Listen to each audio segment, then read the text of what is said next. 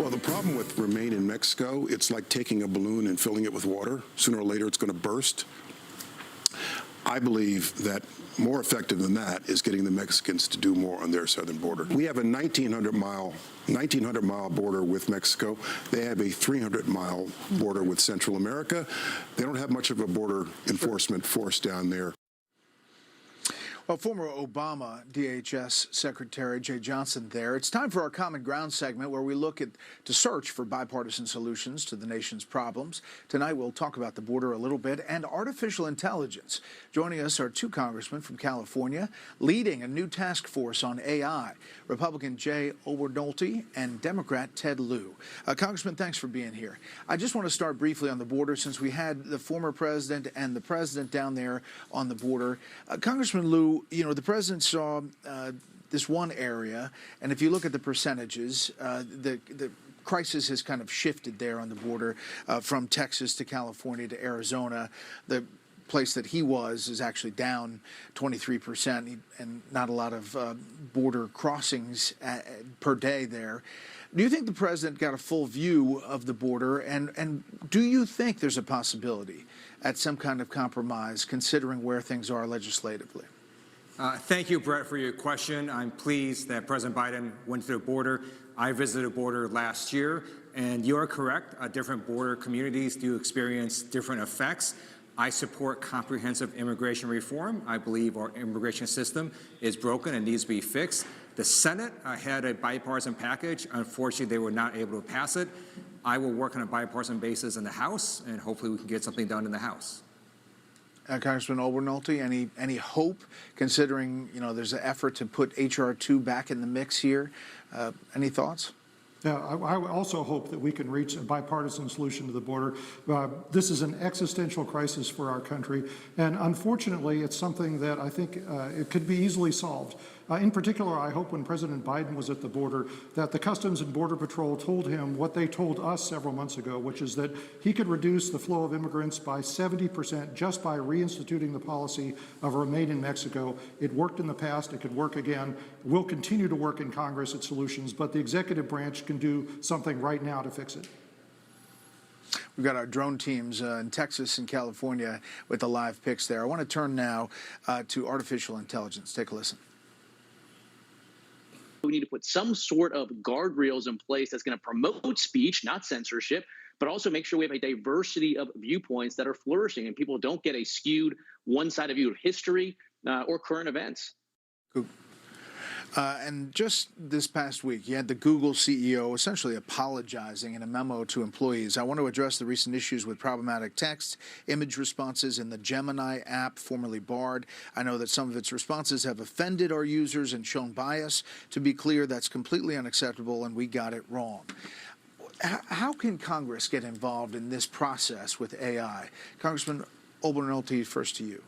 Well, I think Congress has a very important role to play in establishing a regulatory framework for AI, and that is the purpose of the task force that Congressman Lieu and I have been asked to chair. So we'll be working over the next few months to establish a guiding principles document that we'll release before the end of the year to establish that kind of framework, and as kind of a to-do list for future Congresses to work off of. You've highlighted an extremely important issue, which is the spread of mis and disinformation through AI. That's something that we are also very concerned about and something that we're going to be working to solve. Congressman Lieu.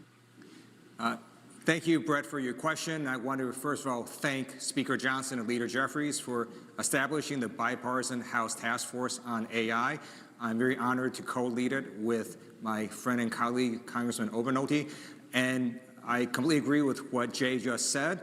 We have to have some principles on how we're going to look at AI. And this is such a vast issue because AI is everywhere. It has largely benefited society, but it could also cause us harm.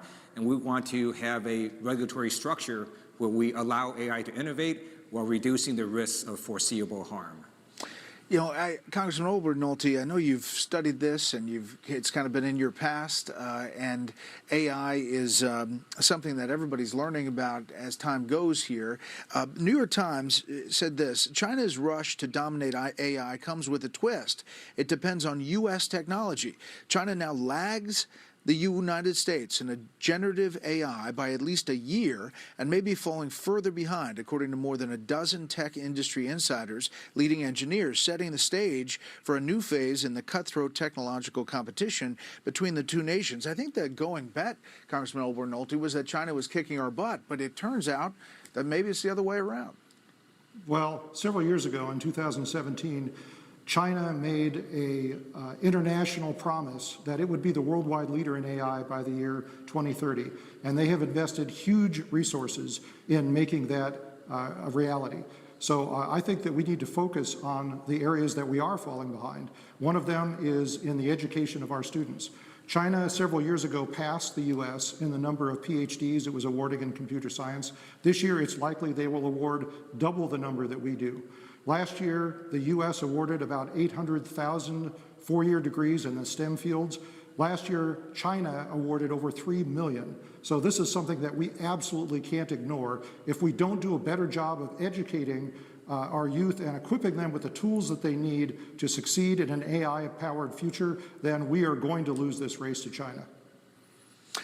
Last thing, Congressman Lieu, for all those people that say that stuff is not happening because it's too partisan up there, you guys disagree on a lot, but there's stuff happening? I believe we can achieve bipartisan consensus on a number of these issues.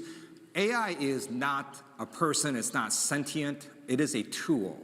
And a tool can be used for good and bad things, but it's also nonpartisan.